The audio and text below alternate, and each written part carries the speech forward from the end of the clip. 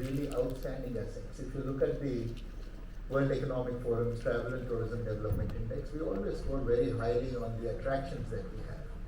But while our attractions are truly, incredible, world class, I think the tourist experience is rather poor. Because suppose even if you go to a fantastic monument like the Taj Mahal or the Qutub Minar, you would still need to be able to view it from a shaded area. You would still need a place where you can drink some water, use a clean washroom, have a meal.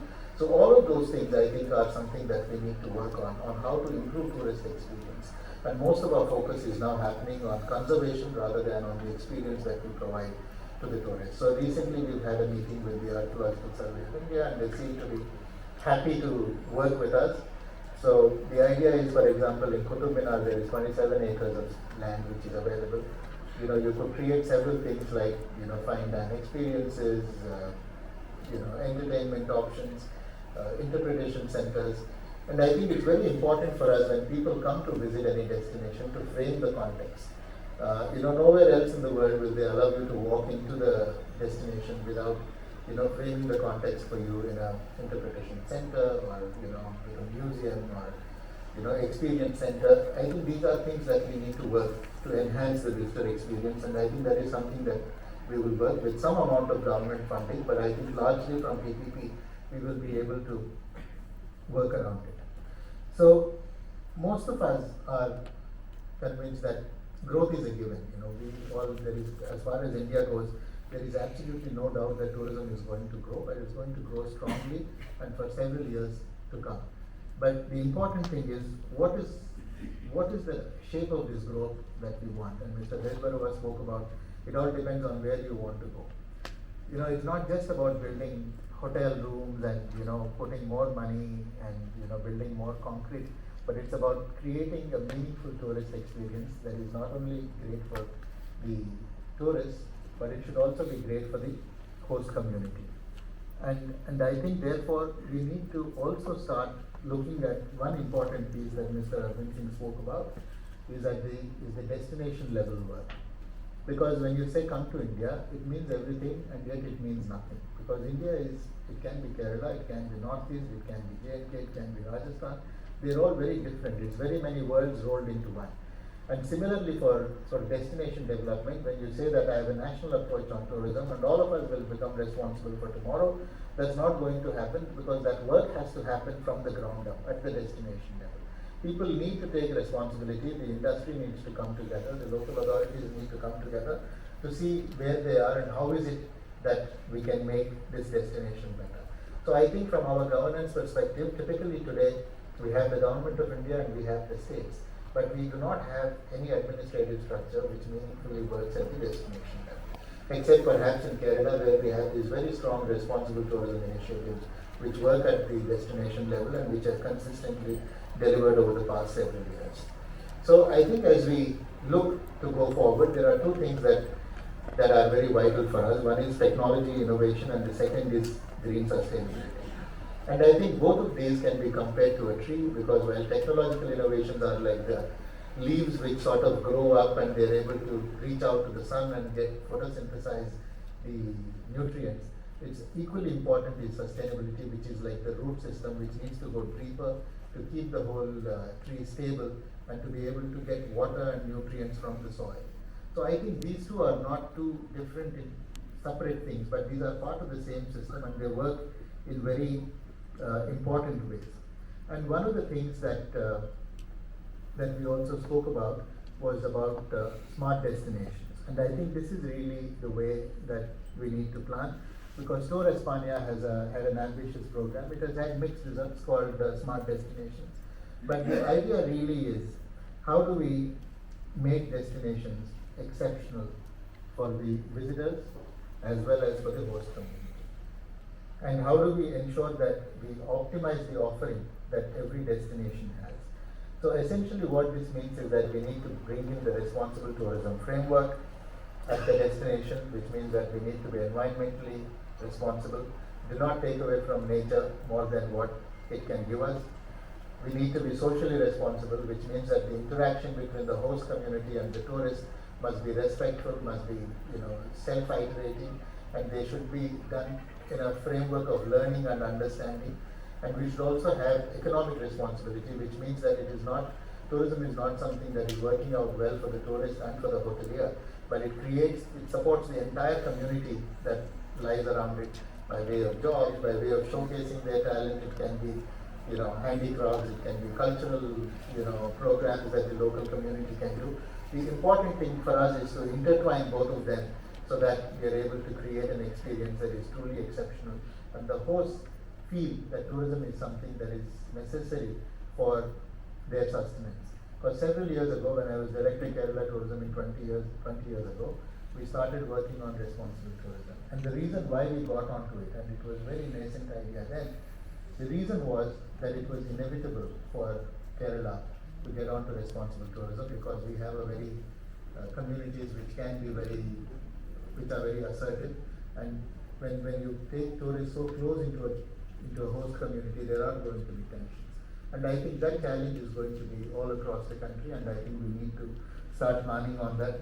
Mr. Vinod Zuchi has spoken about having the green mission for India. I think we need to have something at the national level, but the work needs to be happening from the ground up to make this happen.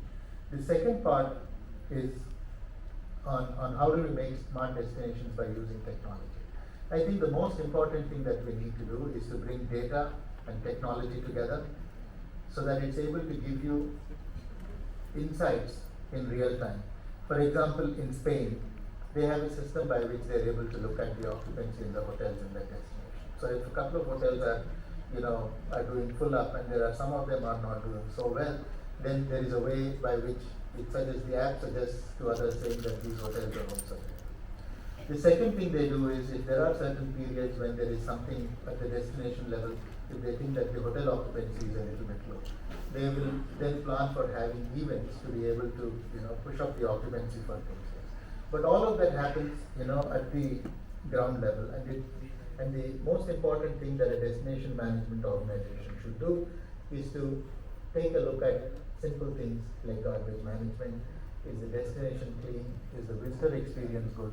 And what are the additional experiences we can create within the destination to ensure that the person who comes here stays longer, spends more, and enhances the level of his experience. So I think from a national perspective, we need to prioritize technology. Mr. Zuchi has already spoken about how artificial intelligence, big data are working together. Today they say the tourists suffer from what is called the Google Maps syndrome. So if I'm traveling from India International Center back to my office, and if the Google Map shows that it's 10 minutes slower, I'm going to change my route and go elsewhere. So similarly, when tourists make that destination, if there is any chatter which is not positive about that destination, people will find another destination to go to. It's very important to have our ear to big data to understand what people are saying about it, and we have now artificial intelligence tools which work so beautifully so that you do not have to go through reams of information, but it can be presented to you, what is going on, to have that nimbleness. The second is, how do we be prepared for this artificial intelligence in terms of, for those of you who use the Amazon app, few days ago they have come up with this Rufus, which is a feature as a part of Amazon. So what Rufus does is, if you want to buy, say, golf balls, you just need to say, I want a low spin, high trajectory golf ball, and then it searches the whole universe on Amazon, and then it tells you which are the ones which comes to you.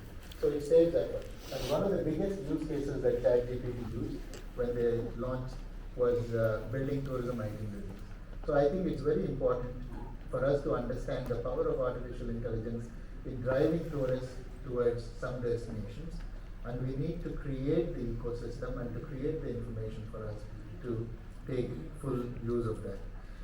So Internet of Things is something that's again working very strongly at the destination level. We need to make it a part of our responsible tourism agenda, and I think we need to have a national perspective on responsible tourism, or perhaps a green mission, and we need to allow the states to do it from the destination ground up by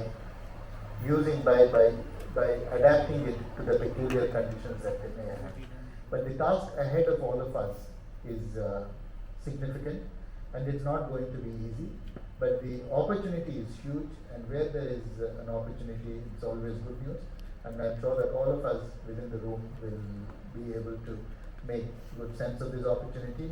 I'm very humbled to be a part of this panel. I've had 3 mentors who are sitting with me here, and their guidance has always been valuable. I would like to thank them for inviting me here, and I look forward to working with them and all of you to make tourism work for India. Thank you all, and Jai Hind.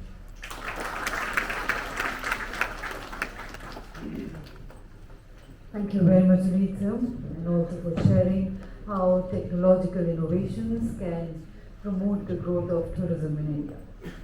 And I would now request Lieutenant K.M. Seth, present past, to kindly do the honors of presenting a token of gratitude, a memento to our Honorable Chief Guest, Sri Suman Milani.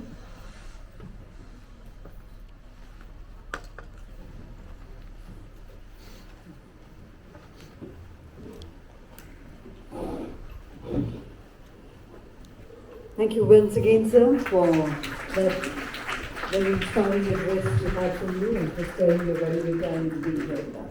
Thank you, sir. I would now request Sri V.P. Agarwalji, Vice President France, to kindly do the honors of presenting a token of gratitude to Sri M.P. Bezbarwaji. Thank you very much indeed, sir, for being here with us. We present to Sri Arvind Singh Ji.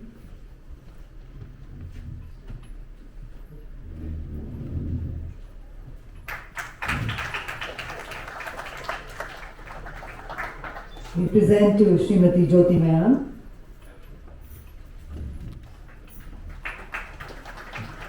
Thank you, ma'am. We present to Sri Vinod Zutsi.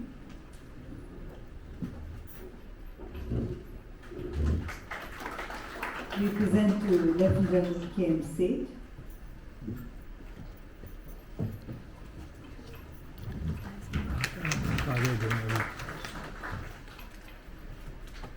And I would request Mr.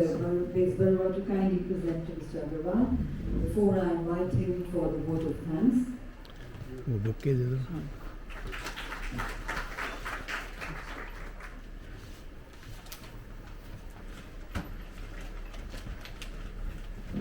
Ladies and gentlemen, before Mr. Agarwal goes ahead with proposing the vote of thanks, we would like to acknowledge the presence, the august presence of Ambassador Dr. Parvinder Singh, who is a distinguished diplomat and peace advocate in the audience.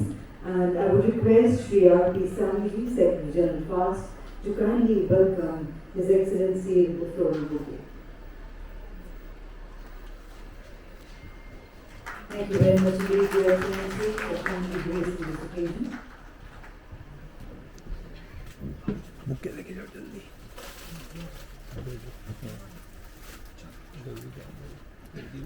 इधर से एक और ले आओ ना।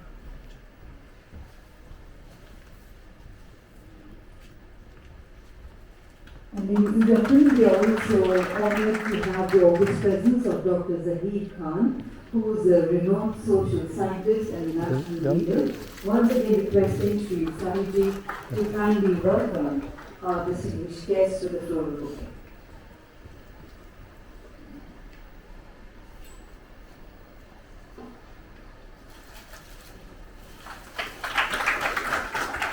Thank you very much indeed. A warm welcome to both our distinguished guests, and now over to Mr. Agarwal for his vote of thanks.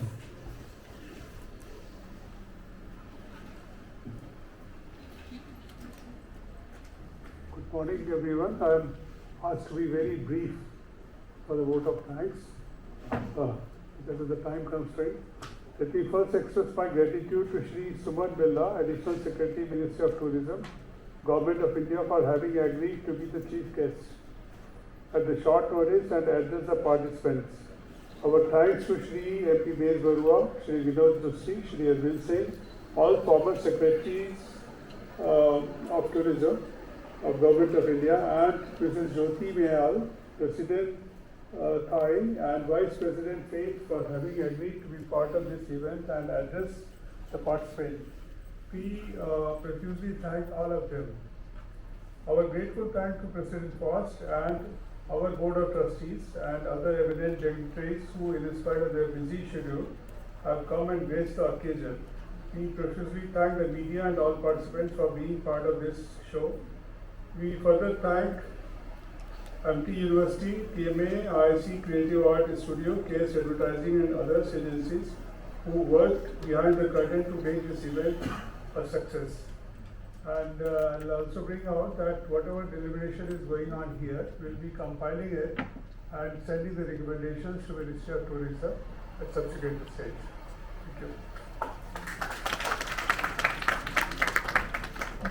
Thank you. With that, we close the proceedings of the inaugural session. I would request all our dignitaries to kindly come together for a group photograph, please. Can we request the group photograph, sir? Yeah, in the front would be better.